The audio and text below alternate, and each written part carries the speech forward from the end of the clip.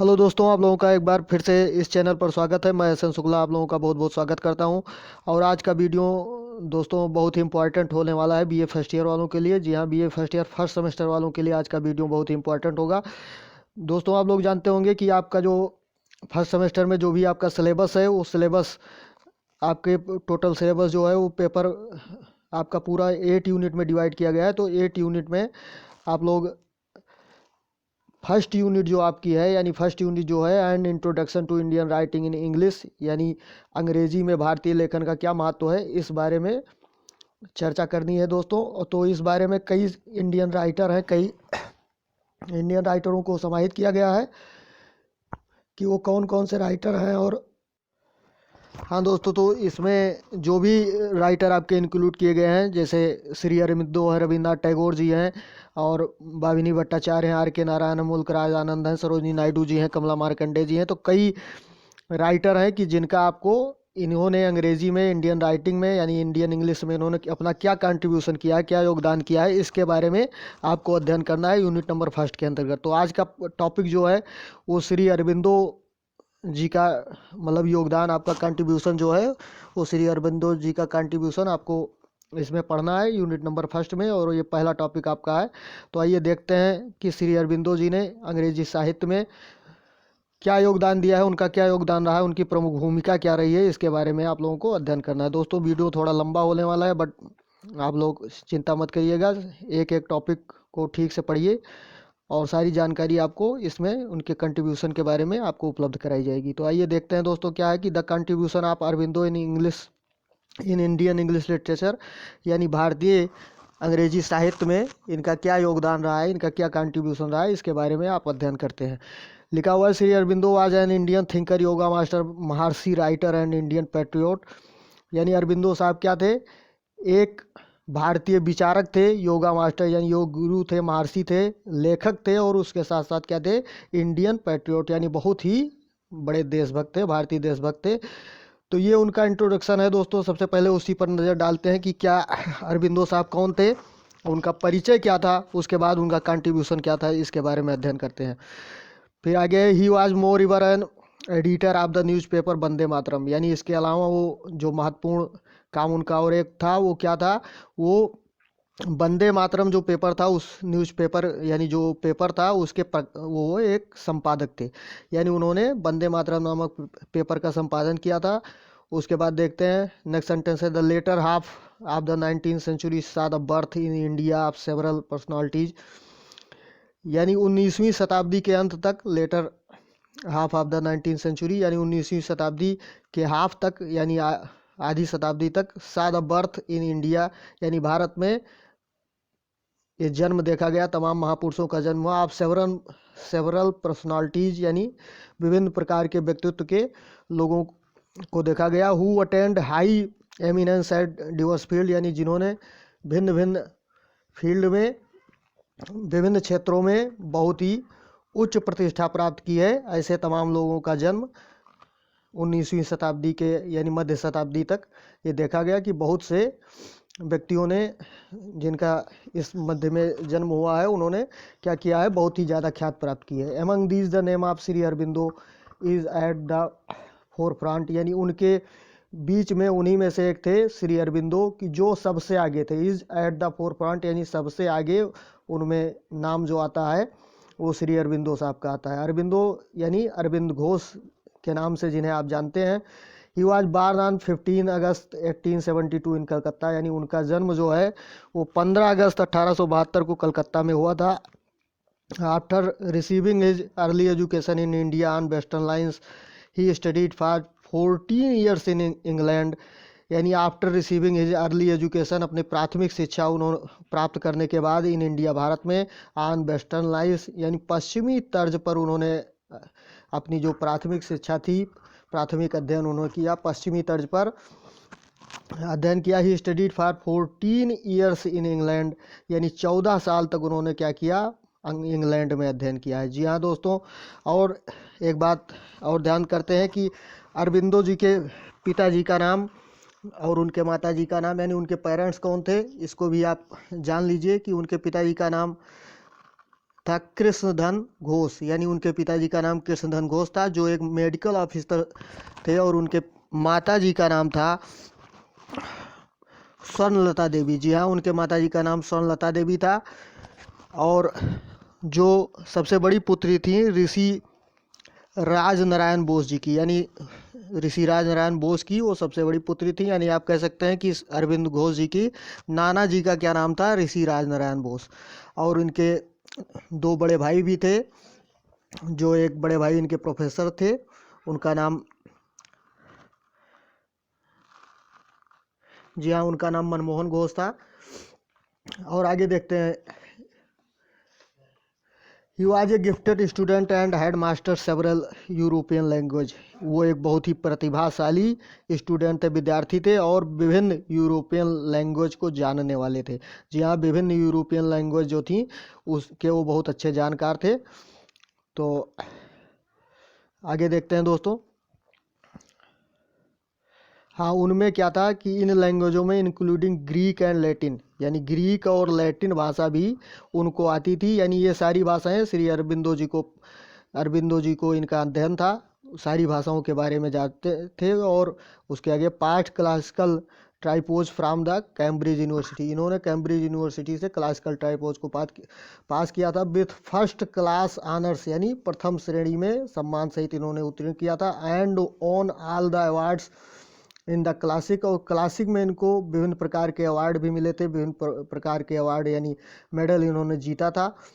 Letter he came out successful in the Indian civil service examination, और बाद में ये क्या हुआ कि बड़े इनको सिविल सर्विस एग्जामिनेशन, जो भारतीय सिविल सर्विस एग्जामिनेशन है उसमें ये बहुत अच्छी तरह से सफल हुए, यानी उसमें सफलता प्राप्त की इन्होंने। उसके बाद आइए दोस्तों देखते हैं कि अब इनका कंट्रीब्यूशन क्या रहा है, इन्होंने इंडियन राइटिंग में क्या क्या चीज़ें लिखी हुई हैं, इस बात पर ध्यान देते हैं कि क्या इनका कंट्रीब्यूशन इंडियन राइटिंग में रहा। तो देखिए दोस्तों, लिखा हुआ कि the sequence of his thoughts has since come out in several books such as the life divine, the synthesis of yoga, essay on the Gita, the human cycle, the ideal of human unity, the foundation of Indian culture, the future poetry, the Upanishad. यानी sequence of his thoughts, उनके विचारों की जो एक श्रृंखला थी वो कम out in several books, यानी इन जो बुक्स, यानी आगे जिन बुकों का नाम दिया गया, जिन किताबों का नाम दिया गया, इन किताबों में दिखाई पड़ती हैं। तो कौन कौन सी किताबें? द लाइफ डिवाइन, जी हाँ, ये उनकी पोएटिक रचना है, यानी ये काव्य रचनाएं हैं, श्री अरबिंदो जी की ये काव्य रचनाएं हैं। द लाइफ डिवाइन बहुत ही इंपॉर्टेंट रचना है दोस्तों, अक्सर ये पूछ लिया जाता है कि लाइफ डिवाइन के राइटर कौन है, या श्री अरबिंदो जी की फेमस जो रचना है उसका नाम बताइए। तो लाइफ डिवाइन, उसके बाद the synthesis of yoga, essay on the Gita, यानी गीता पर निबंध, the human cycle, the ideal of human unity, यानी एक से एक ये प्रसिद्ध रचनाएं हैं। ये इस पर आप दोस्तों बहुत ही फोकस होइए और इस पर ध्यान दीजिए कि कौन कौन सी इंपॉर्टेंट रचनाएं, इन रचनाओं का आप नाम याद कर लीजिए। The foundation of Indian culture, the future poetry, the Upanishad, ये सारी रचनाएं जो हैं श्री अरबिंदो जी की हैं। उसके आगे देखिए ETC, यानी इससे ज़्यादा भी अभी और रचनाएं हैं कि जिनका नाम अभी यहाँ उल्लिखित नहीं किया है। जो इम्पोर्टेंट रचनाएं हैं उनका नाम यहाँ पर दिया गया है। His greatest spiritual work in poetry is the, यानी जो उनका महान आध्यात्मिक कार्य जो पोएट्री में है, काव्य में है, वो क्या है, आगे देखते हैं। ग्रेट इपिक सावित्री, यानी सावित्री नाम का जो महाकाव्य है, ये महान महाकाव्य सावित्री के नाम का जो है, ये सबसे उनकी महान रचना है। सबसे महान रचना श्री अरविंद घोष जी की क्या है? सावित्री, यानी सावित्री नाम से एक महाकाव्य उन्होंने लिखा हुआ है।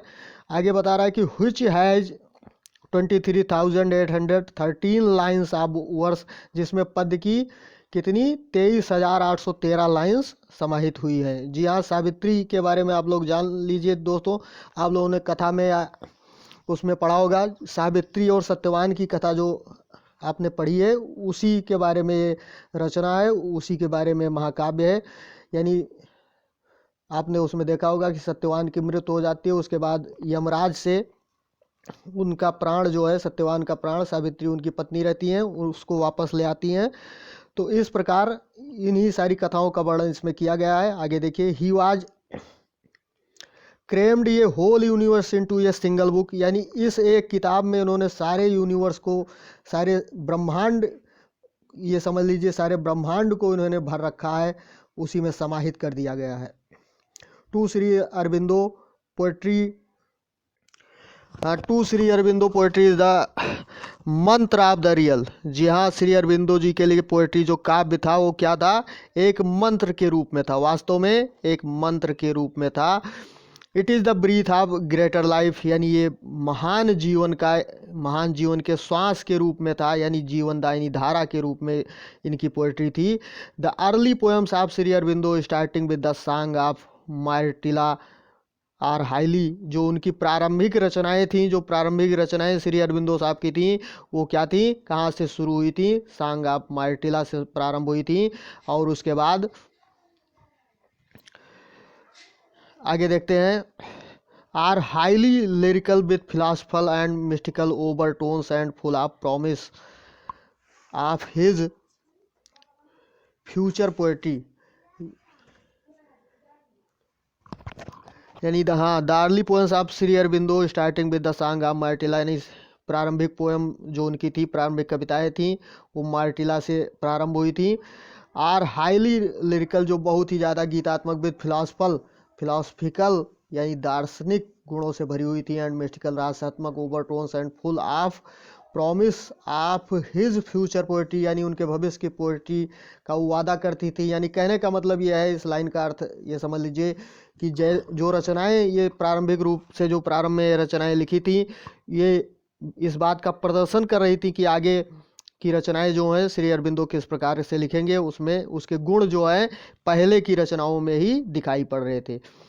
आगे देखिए नेक्स्ट सेंटेंस दोस्तों, he never loss A site of the spiritual reality behind the surface phenomenon, यानी उन्होंने कभी स्पिरिचुअल रियलिटी जो है, स्पिरिचुअल यानी आध्यात्मिक वास्तविकता को, यानी सरफेस फिनोमेनन यानी सतत घटना के पीछे कभी उसको फेल नहीं हुए, यानी ऐसा नहीं हुआ कि उनकी दृष्टि कभी आध्यात्मिक वास्तविकता के ऊपर ना पड़ी हो, सतत घटना पर ही वो निर्भर रह गए हों, यानी कभी भी इस बात से वो मतलब फेल नहीं हुए। इसमें हमेशा इस बात का ध्यान रखा, सारी रचनाओं में उनकी जो स्पिरिचुअल रियलिटी थी, यानी वास्तविकता थी, आध्यात्मिक वास्तविकता थी, उसको उन्होंने समाहित किया है। अब आगे देखते हैं दोस्तों, ये तो था खैर पोएट्री में उनका क्या योगदान रहा। आगे पोएट्री के अलावा श्री अरबिंदो जी ने ड्रामा के बारे में भी लिखा है, यानी कई ड्रामाज उनके फेमस ड्रामाज हैं, तो उसके बारे में भी दोस्तों देख लीजिए कि कौन कौन से फेमस ड्रामाज उन्होंने लिखे हैं। देखिए, in the field of Indian English drama Aurobindo's contribution is immense, यानी जो field of Indian English drama, जो भारतीय अंग्रेजी ड्रामा है, उसमें ड्रामा अर्थात नाटक, उसमें अरबिंदो जी का कंट्रीब्यूशन यानी अरविंद घोष जी का कंट्रीब्यूशन योगदान जो है वो बहुत ही महत्वपूर्ण है। His first blank verse play, जो उनका पहला ब्लैंक वर्स प्ले था वो क्या था, परस्यूज द डिलीवरर, यानी ये पहला उनका नाटक है Perseus the deliverer, belongs to this early period, यानी प्रारंभिक जो समय था उससे ये बिलोंग करता था, उससे संबंधित था। Here he dramatize the ancient Greek legends of Perseus, कि जहाँ पर उन्होंने नाटकीय ढंग से प्रस्तुत किया है कि आप प्राचीन ग्रीक जो प्राचीन थे, यानी ancient Greek legend of pursues, प्राचीन अनुनय की गाथा, जी हाँ प्राचीन अनुनय की गाथा, जो ग्रीक का मतलब आप समझ रहे हैं, ग्रीक देश की बात हो रही है, यानी प्राचीन ग्रीक अनुनय की जो गाथा थी उसको इन्होंने इसमें ड्रामेटाइज किया है, इसको नाटक में अपने उतारा है। और क्या किया है, the heroic myth has been relocated in the series of romance, और जो हीरोइक माइथ अर्थात वीरता पूर्वक जो कथाएं थी, पौराणिक कथाएं थी, वो क्या हुई है कि रोमांस की श्रृंखला में यहाँ पर स्थानांतरित की गई हैं, यहाँ पर दिखाई गई हैं, यानी उन्होंने अपने रचनाओं में, अपने ड्रामा में इन सब चीज़ों का वर्णन किया है। आगे देखिए कौन कौन से उनके फेमस ड्रामाज हैं, इसके अलावा भी रोडोग्यून, एरिक एंड वासवदत्त, ये उनके फेमस ड्रामा हैं। आगे भी हैं the रोडोग्यून, Eric and Vasavadatta, the वजीर of बसोरा, and Eric are the plays in which the dramatist allows each character maintain his distinctive personality। यानी इन सब जो प्लेज हैं, ये सब ड्रामा जो हैं उनके, इन सब ड्रामा में क्या किया है उन्होंने कि Eric are the plays in विच, यानी ये ऐसे नाटक हैं, ऐसे ड्रामा हैं कि जिसमें उन्होंने ड्रामेटिस्ट ने अलाउ किया है, यानी उनको परमिशन प्रदान किया है। ईच कैरेक्टर यानी प्रत्येक कैरेक्टर, प्रत्येक पात्र जो उनका है, मेंटेन हिज डिस्टिंक्टिव पर्सनालिटी, यानी अपनी जो अपने उच्चतम, यानी ये समझ लीजिए अपने अच्छे व्यक्तित्व, अपनी जो उनके कुशल व्यक्तित्व थी उसका प्रदर्शन करने के लिए उन्होंने ऐसा अनुमति प्रदान की है। कहने का मतलब कि इन सब नाटकों में उनके भी जितने भी पात्र थे उनके व्यक्तित्व को बहुत अच्छे से निखारा गया है, बहुत अच्छे से प्रदर्शित किया गया है, और सब कैरेक्टर्स ने अपने अपने व्यक्तित्व को, अपने रोल को बहुत ढंग से इसमें निभाया है। आगे देखते हैं कि Rodogune is an instance of romantic tragedy, यानी रोडोग्यून जो है वो क्या है, एक रोमांटिक ट्रेजेडी का उदाहरण है, एग्जाम्पल है। Eric the first of the 2 Pondicherry plays, यानी एरिक जो है वो पौंडीचेरी प्लेज जो थे, नाटक जो थे, उनमें से पहला है, यानी जो 2 नाटक वहाँ पौंडीचेरी से रिलेटेड थे उसमें से पहला नाटक जो है एरिक है। इज बेस्ड ऑन, जो आधारित है on एंसन Scandinavia and describes the Viking, तो ये आंसर प्राचीन स्कैंडिनेविया पर आधारित है और describe the Viking romantic tragedy, यानी वाइकिंग रोमांटिक ट्रेजेडी पर ये आधारित है। ट्रेजेडी का मतलब आप समझते हैं कि ये ड्रामा का एक प्रकार है, ट्रेजेडी, कॉमेडी, ये सब ड्रामा के प्रकार हैं। इसका मतलब दुखांत होता है, दुखांत नाटक जो होते हैं। Eric the first of the 2 pond, हाँ ये बात आप पढ़ चुके हैं। Pondicherry plays is based of the ancient Scandinavia describe the Viking culture of the Nordic race, यानी एरिक जो है the first of the 2 Pondicherry plays, पहला प्लेज है 2 पौंडीचेरी प्लेज जो थे उनमें से पहला है, जो आधारित है प्राचीन स्कैंडिनेविया पर and describe the Viking culture, यानी इसमें वाइकिंग कल्चर यानी संस्कृति को दर्शाया गया है, इसका वर्णन किया गया ऑफ द नॉर्डिक रेस, यानी नॉर्डिक जाति जो है, रेस जो है, उसके जो वाइकिंग कल्चर था, वाइकिंग संस्कृति थी, उसके बारे में इस ड्रामा में दर्शाया गया है, इस ड्रामा में बताया गया है। Vasava Datta is woven round the love story of prince Udayan and princess Vasava Datta, यानी वासव दत्त जो ये रचना है इसमें क्या चीज़ दिखाई गई है, किस चीज़ का वर्णन है, इसको आप जान लेते हैं। यूवेन राउंड यानी बुना हुआ है, round the love story of prince Udayan, यानी प्रिंस उदयन यानी राजकुमार उदयन और राजकुमारी वासव दत्ता की लव स्टोरी के इर्द गिर्द ये घूमता है, यानी इनमें, इस नाटक में इनकी लव स्टोरी के बारे में वर्णन किया गया है, प्रेम कहानी के बारे में वर्णन किया गया है। It is based on the Sanskrit classic, ये संस्कृत क्लासिक जो पुराण बहुत बड़ा ग्रंथ है उस पर आधारित है। कौन सा, क्या नाम है उसका, कथा सरित सागर, यानी कथा सरित सागर जो संस्कृत में एक बहुत बड़ा ग्रंथ है, उस ग्रंथ पर ये आधारित है, ये रचना आधारित है। तो दोस्तों ये महत्वपूर्ण बातें थी, महत्वपूर्ण कंट्रीब्यूशन जो उनका था, इम्पोर्टेंट कंट्रीब्यूशन था श्री अरबिंदो का, उसके बारे में आपने देखा कि क्या क्या रचनाएं, क्या क्या ड्रामा में क्या क्या रचनाएं और पोएट्री में क्या क्या रचनाएं श्री अरबिंदो साहब ने यहाँ पर इंग्लिश उसमें की है, इंग्लिश साहित्य में की है, यानी इंग्लिश लिटरेचर में उनका क्या योगदान रहा है, इसके बारे में आप विस्तार में अध्ययन कर चुके हैं लगभग।